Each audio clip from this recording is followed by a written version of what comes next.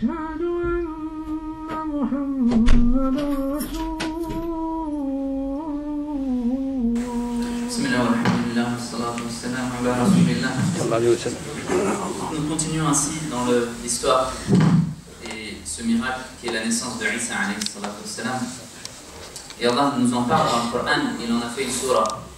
Une des surahs du Coran, surah 19, Maryam.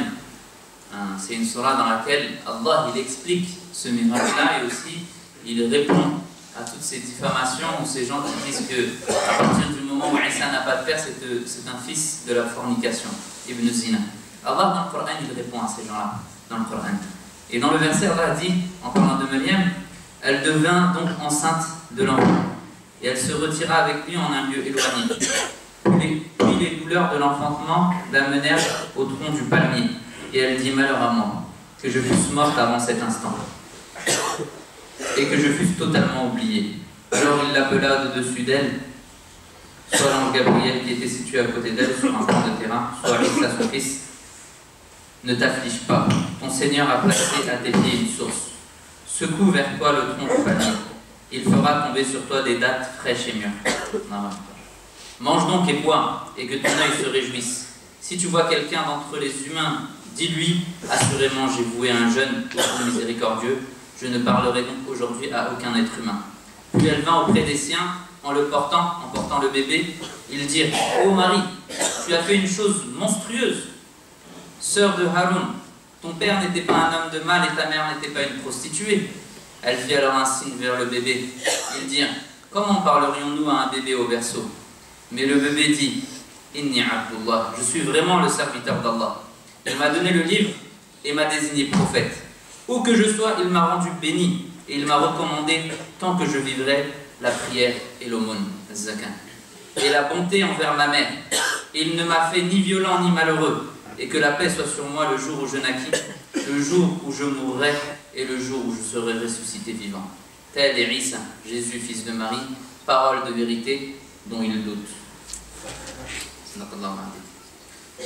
Donc mes chers frères, mes chères sœurs, dans cette histoire, Allah il parle dans le Coran avec détail, avec précision, ce miracle qui est la naissance de Isa alayhi salatu wassalam. Et il est dit que quand l'ange Gabriel, quand Allah Azzawajal ordonna à l'ange Gabriel d'aller insuffler cette âme-là à Maryam, elle est tombée enceinte et la durée de sa durée a duré 3 heures. Elle est tombée enceinte pendant 3 heures.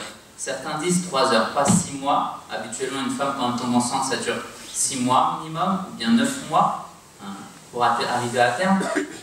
Et il est dit, certains disent qu'elle est tombée enceinte, et elle est tombée enceinte pendant 3 heures. Et donc, ce verset du Coran et ce chapitre-là, il est là pour prouver que Allah subhanahu wa ta'ala a donné un miracle, que Allah subhanahu wa ta'ala a fait en sorte de créer Isa alayhi salam sans père, mais avec une mère. Allah subhanahu wa ta'ala a purifié Maryam parce que les gens l'ont accusé et ils ont dit, tu es venu avec quelque chose de monstrueux, c'est-à-dire que tu es venu avec quelque chose, tu as fait la fornication, alors que Maryam, Allah l'a purifié. Inna Allah astafaha. Allah il l'a purifié, il l'a élevé et il l'a choisi parmi toutes les femmes du monde, Maryam al-Batul. Et il est dit que Maryam, quand elle est tombée enceinte, elle avait entre 18 ou 20 ans. Et que même elle était tellement jeune, elle ne s'était jamais mariée de sa vie. Même durant sa puberté, elle venait simplement d'être indisposée que 2 fois dans sa vie. C'est vraiment le début où elle commençait à devenir une femme. Et quand elle a senti qu'elle est devenue enceinte, alors à ce moment-là, elle est sortie. Elle a voulu éloigner, elle a voulu fuir le regard. Quand elle a senti les douleurs de l'enfantement et qu'elle allait accoucher, elle est partie. Elle s'est éloignée du regard des gens, pour éviter les critiques des gens, pour éviter les calomnies des gens. Et donc elle s'est réfugiée loin de chez elle. Et elle a marché jusqu'à arriver en dessous d'un palmier. C'est pour cela, comme la semaine dernière, nous avons dit, Allah dans le Coran, il détaille que Isa alayhi salam, il n'est pas né sous un sapin, mais sous un palmier, un dattier.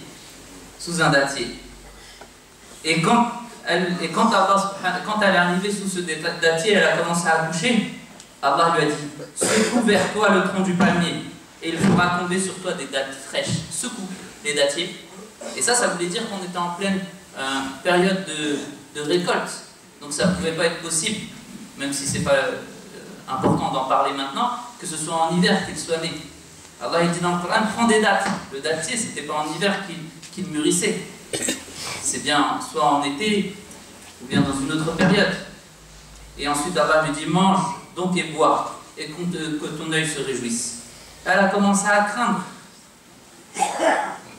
Elle s'est dit, maintenant que j'ai cet enfant-là et que j'ai accouché de cet enfant-là, quand il est sorti cet enfant du ventre, il est dit que soit Isa alayhi salam, il a tapé avec son pied la terre et une source d'eau a jailli pour que sa mère puisse boire de l'eau, ou bien Jibril alayhi salam, il a tapé la terre pour sortir une source pour qu'elle se rafraîchisse. Et quand elle a commencé à craindre et se dire, comment vais-je faire quand je rentrerai à la maison? Et que mes parents vont-ils penser? Son père était un homme vertueux, Imran, et les gens la connaissaient comme une vertueuse.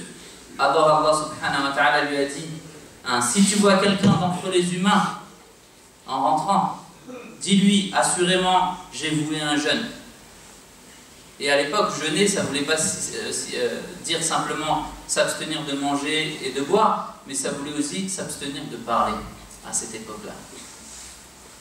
J'ai voué un jeûne au tout miséricordieux, je ne parlerai donc aujourd'hui à aucun être humain. Puis elle va auprès des siens en portant le bébé.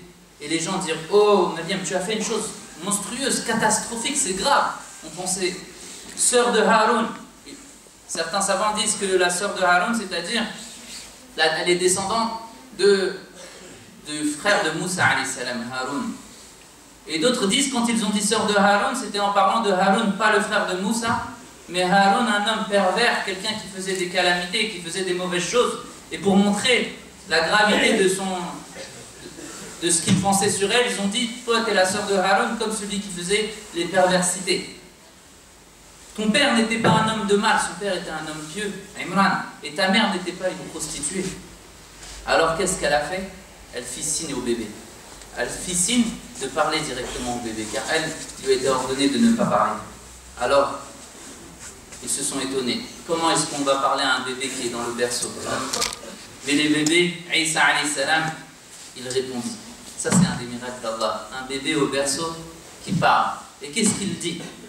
Inni Abdullah, je suis le serviteur d'Allah. Et ça aussi c'est une preuve. Isa alayhi salam, il dit je suis le serviteur d'Allah. Il ne dit pas je suis le fils de Dieu, je fais partie de la Trinité ou autre. Non, je suis le serviteur d'Allah. Il m'a donné le livre et m'a désigné comme prophète. Où que je sois, il m'a rendu béni. Ça c'est le baraka de Isa alayhi salam. Un prophète, un parmi les grands prophètes et messagers, parmi les élus d'Allah subhanahu wa ta'ala. Il est béni où qu'il soit. Tant que je vivrai, il m'a ordonné de faire la prière, l'aumône et la bonté, être bon envers ma mère. Il ne m'a fait ni violent ni malheureux. Et que la paix soit sur moi le jour où je naquis, le jour où je mourrai et le jour où je serai ressuscité vivant. Et ça c'est aussi une preuve. Nous en tant que musulmans, on croit et on sait que Isa alayhi salatu wa salam, il n'a pas été tué. Il n'a pas été tué et mis sur une croix crucifiée. Nous en tant que musulmans, et Allah dit dans le Coran qu'il a été élevé. Quand ils ont voulu le tuer, Allah a mis quelqu'un à sa place et il a été élevé dans le ciel. Il a été élevé et il reviendra avant la fin des temps. Il reviendra avant la fin des temps pour revenir mettre la justice sur terre. Il va venir en tant que serviteur d'Allah, en tant que suivi du prophète alayhi salatu wa salam pour mettre la justice sur terre.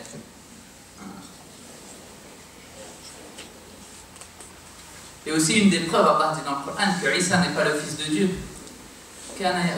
Il mangeait de la nourriture. Allah dit dans le Coran, lui et sa mère mangeaient de la nourriture.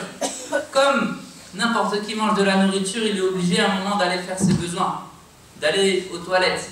Comment est-ce qu'un fils de Dieu puisse, comment est-ce qu'une divinité puisse aller faire ses besoins? Et ça, c'est pour montrer aussi que Isa n'était pas le fils de Dieu. C'est un être humain, un serviteur d'Allah subhanahu wa ta'ala et un grand prophète, un très grand prophète cher à tous les musulmans. Et donc, Isa alayhi salatu wa salam, quand il reviendra sur terre en tant que musulman de croyant, il viendra pour montrer aux gens qu'il n'a pas été crucifié. Donc il leur fera comprendre que la croix n'a pas lieu d'avoir cette croix-là. Et il leur montrera aussi la justice sur terre. Et il leur interdira de manger le cochon. Ça, c'est Isa alayhi salatu wassalam. Mes chers frères, mes chères sœurs, ce qui est important dans ce message, c'est de comprendre qu'il y a beaucoup de similitudes. Et la première religion qui est proche de l'islam et la première communauté, c'est les chrétiens. Ils sont proches de nous, à travers ce message, à travers cette croyance en Isa alayhi salatu wassalam. Même Allah subhanahu wa ta'ala a révélé dans le Coran surat al-Rum, pour montrer, même, il annonce la victoire des Byzantins contre les Perses. À l'époque, les deux plus grandes puissances mondiales, c'était les Perses, qui adoraient le feu, et les Byzantins, qui étaient chrétiens. Et Allah parle de eux, et les musulmans étaient contents à la victoire des chrétiens, quand il a annoncé la victoire des chrétiens qu'ils allaient gagner contre les Perses. Et en tant que musulmans, il n'y a pas de mal à aller raconter ces versets du Coran, même aux autres, aux non-musulmans, leur montrer qu'est-ce que l'islam dit de Isa alayhi salatu wassalam, et qu'est-ce qu'Allah dit dans le Coran, dans Surat Maryam et dans d'autres chapitres, de cette naissance et de ce miracle. Il n'y a pas de mal à leur raconter ces histoires-là. Comme il n'y a pas de mal aussi, parce que ça peut être sujet controverse pour certains jeunes, de leur souhaiter, et de souhaiter à un non-musulman, une bonne fête, une bonne année, de lui dire bonne année. Il n'y a pas de mal à cela. Quand on voit quelqu'un, on lui dit bonjour, on ne dit pas que c'est haram, on ne dit pas que c'est interdit, on est rentré dans leur religion, on est rentré dans leur fête, on a fait de l'association. Bonjour, ça veut dire quoi bonjour? Que ta journée soit bonne. Et de la même façon, quand on dit à quelqu'un bonne fête, ou bonne année, pardon, que ton année soit bonne. On lui souhaite le bien. Il n'y a pas, en réalité, il n'y a pas sujet de polémique. De dire oui, mais le fait que tu dis bonne année, c'est comme si tu rentrais dans leur religion, tu rentres dans leur religion. Non, chacun sa religion. Chacun sa religion. À nous la nôtre et à eux leur religion. Mais il n'y a pas de mal, ça fait partie d'un bon comportement de dire que ton année soit bonne, comme tu dis que ta journée soit bonne. Comme tu peux dire bonjour à quelqu'un, tu peux lui dire aussi bonne année. Regardez, même lui répondre à son salam à un non-musulman. Et ça, c'est une grande preuve. L'imam Shafi'i, rahimahullah, un grand savant de l'islam, des 4 écoles, une fois un non-musulman est venu lui dire Assalamu alaikum wa rahmatullah. Un non-musulman, il passe le salam à l'imam Shafi'i. L'imam Shafi'i répond Wa alaikum assalam wa rahmatullah. Qu'Allah à vous aussi le salut et la miséricorde d'Allah. Alors les étudiants autour de l'imam Shafi'i lui ont dit Oh cheikh, mais c'est pas un musulman, je vous souhaite la miséricorde d'Allah. Vous savez ce qu'a répondu l'imam Shafi'i? Il lui a dit est-ce qu'il n'est pas dans la miséricorde d'Allah? Est-ce qu'il ne vit pas dans la miséricorde d'Allah? Allah ne lui a-t-il pas donné la vie? Ne lui a-t-il pas donné une ouïe, une vue pour voir? Il vit tout au long de sa vie, il est dans la miséricorde d'Allah. Alors pourquoi je ne lui souhaiterais pas la miséricorde d'Allah?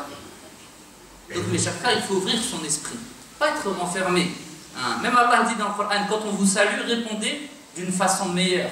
Quand on vous salue, répondez de façon meilleure. Donc nous, en réalité, en tant que musulmans, on doit augmenter dans son comportement.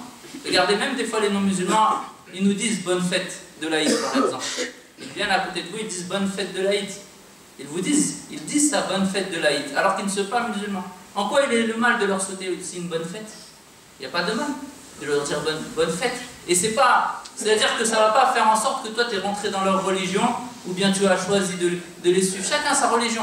Et ça, c'est un problème en réalité d'ignorance. Quand la personne elle est forte dans sa foi, forte dans sa croyance, eh ben, elle ne va pas être perturbée.